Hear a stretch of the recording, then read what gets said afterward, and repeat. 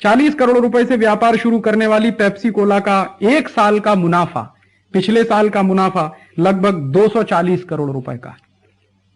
तो इससे अंदाजा लग सकता है कि ये विदेशी कंपनियां बहुत थोड़ी सी पूंजी लेकर आती हैं और उससे कई गुना ज्यादा पूंजी ये हमारे देश की लेकर चली जाती है। तो वास्तव में पूंजी इन कंपनियों के द्वारा हमारे देश में आ नहीं रही है, बल्कि इन कंपनियों के द्वारा हमारी पूंजी इस देश के बाहर जा रही है। यही काम ईस्ट इंडिया कंपनी करती थी। मात्र 50,000 पाउंड से व्यापार शुरू किया और 60 करोड़ रुपए की पूंजी, 60 करोड़ की संपत्ति वो एक साल में इस देश से बाहर ले जाती थी। औसतन 250 साल तक उसने इस देश को लूटा। अंदाजा लगाया जा सकता है कि कितने हजार करोड़ रुपए की संपत्ति ईस्ट इंडिया कंपनी ले गई होगी। जो काम ईस्ट इंडिया कंपनी करती थी वही काम आज ये विदेशी कंपनियां कर रही हैं। नाम मात्र की पूंजी लेकर आती हैं और हजारों करोड़ रुपए की संपत्ति इस देश के बाहर जा रही है। ये तो उदाहरण है कुछ 8-10 कंपनियों के। वास्तव में ऐसी इस देश में 4,000 से ज्यादा विदेशी कंपनियां हैं। तो अंदाजा लगाया जा सकता है कि कितने हजार करोड़ रुपए की पूंजी प्रतिवर्ष इन विदेशी कंपनियों के माध्यम से इस देश के बाहर जा रही है। दूसरी बात, दूसरा तर्क पर मैं ये कहना चाहता हूं कि जब भी विदेशी कंपनियों के बारे में ये कहा जाता है कि ये आएंगी तो उच्च तकनीकी लेके आएंगी, ये आएंगी तो इस देश में क्वालिटी के सामान मिलेंगे, ये तर्क बहुत ही गलत है, एकदम झूठ है। कोई भी विदेशी कंपनी इस देश में बहुत उच्च तकनीकी लेके आती नहीं। माने जीरो टेक्नोलॉजी, जहां पर कोई उच्च तकनीकी की जरूरत नहीं है, ऐसे क्षेत्रों में विदेशी कंपनियों ने ज्यादा व्यापार किया और ये पिछले 50 साल का अनुभव यही कहता। हमारे यहां कोई भी विदेशी कंपनी ऐसी टेक्नोलॉजी लेकर नहीं आती जो टेक्नोलॉजी अप टू डेट हो। माने जो टेक्नोलॉजी आज यूरोप में या अमेरिका में या दुनिया के तमाम विकसित देशों में लेटेस्ट मानी जाती हो, ऐसी लेटेस्ट टेक्नोलॉजी लेके कभी कोई विदेशी कंपनी हमारे देश में काम करने नहीं आती। अधिकांश विदेशी कंपनियां जो इस देश में आई हैं वो क्या कर रही हैं?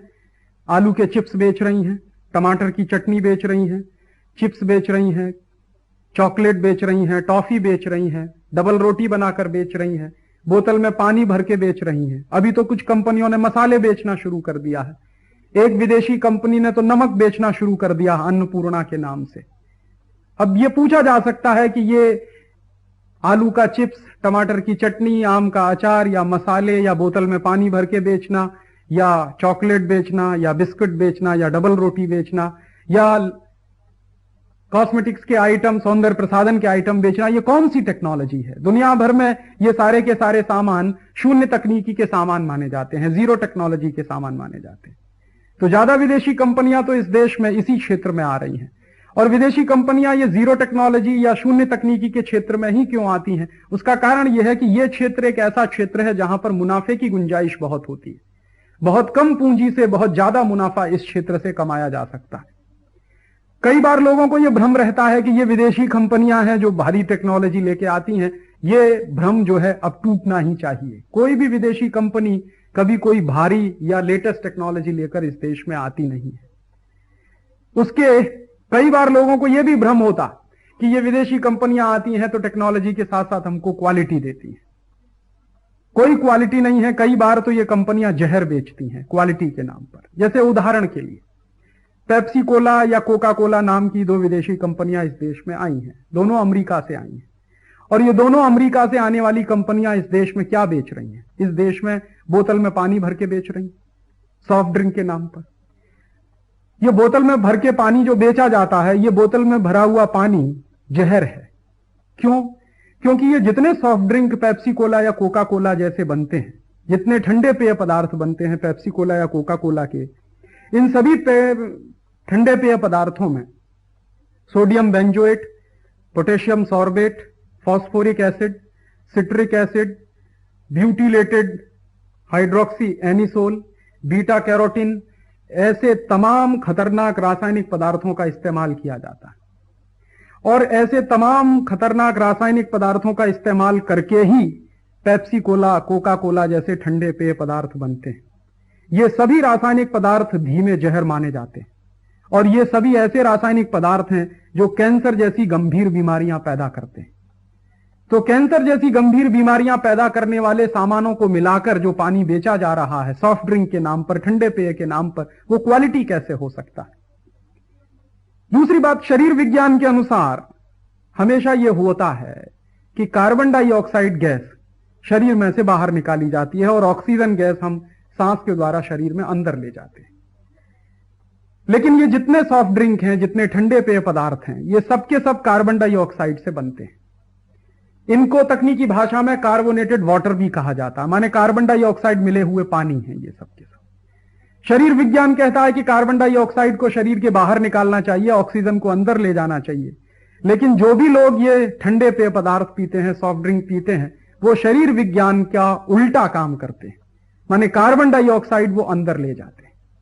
और ये कार्बन डाइऑक्साइड ही है जो आपके गले के नीचे उतरते ही आपकी नाक में सनसनी पैदा करती है, माथे में सनसनी पैदा करती है, खट्टी खट्टी डकारें आती हैं। अक्सर लोग कहा करते हैं कि सॉफ्ट ड्रिंक पीते ही गले में सनसनी पैदा होती है, नाक में सनसनी पैदा होती है, दिमाग में सनसनी पैदा होती है। ये क्यों होती है? ये इसलिए है कि आप कार्बन डाइऑक्साइड पी रहे हैं, आप जहर पी रहे हैं। और जब भी शरीर में इस तरह के जहरीले पदार्थ आप डालेंगे तो शरीर की अपनी स्वाभाविक प्रतिक्रिया होती है, और वो स्वाभाविक प्रतिक्रिया के तहत ही शरीर मना करता है कि आप इनको मत पीजिए, लेकिन आप इनको जो है क्वालिटी प्रोडक्ट मानकर पीते चले जाते हैं। तो सच्चाई तो कुछ उल्टी ही है। विदेशी कंपनियां कोई ना तो टेक्नोलॉजी लेके आती है, ना तो कोई क्वालिटी देती है। इसी से जुड़ी हुई एक बात और समझने की है कि ये पेप्सी कोला या कोका कोला जैसे ठंडे पेय पदार्थ जो बाजार में बेचे जाते हैं 7 रुपए के, 8 रुपए के, ये 7-8 रुपए की बेची जाने वाली बोतल पेप्सी कोला या कोका कोला के कारखाने में जब बन के तैयार होती है तो मात्र इस बोतल के बनने पर 70 पैसे का खर्च आता।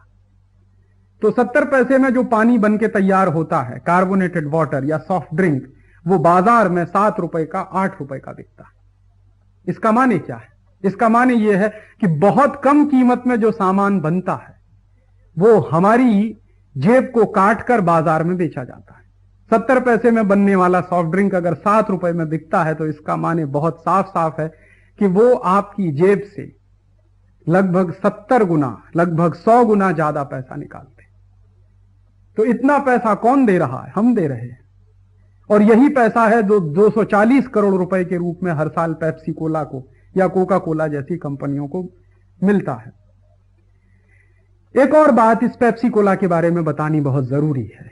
यह अमेरिका से आई है कंपनी, हमारे देश में ठंडे पेय के नाम पर व्यापार कर रही है। इस कंपनी ने एक बहुत खतरनाक काम इस देश में शुरू किया है।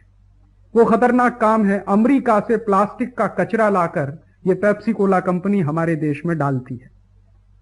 अब तक यह पेप्सी कोला कंपनी 10,000 टन से ज्यादा कचरा अमेरिका से लाकर हमारे देश में डाल चुकी है।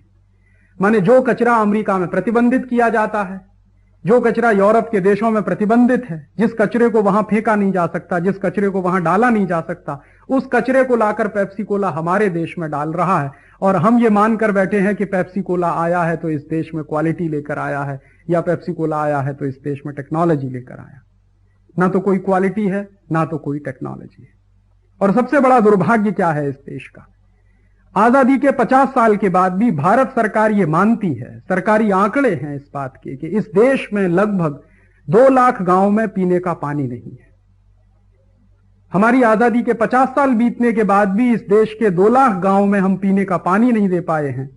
दूसरी तरफ इस देश के गांव गांव में पेप्सी कोला और कोका कोला जैसी रद्दी चीजें बिक रही हैं। ये आजादी का कैसा तमाशा है कि हम 50 साल के बाद भी शुद्ध पीने का पानी नहीं दे सके हैं 2 लाख गांव में, लेकिन पेप्सी कोला हर गांव में मिलता है, पेप्सी कोला हर शहर में मिलता है।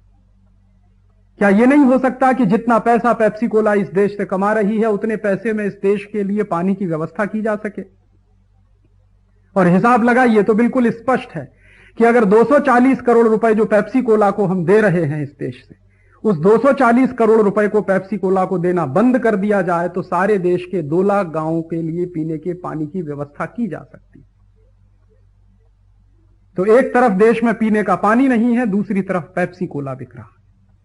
यह कुछ गंभीर प्रश्न है जिसको हमको समझना चाहिए, सोचना चाहिए कि आखिरकार हम जा किधर रहे।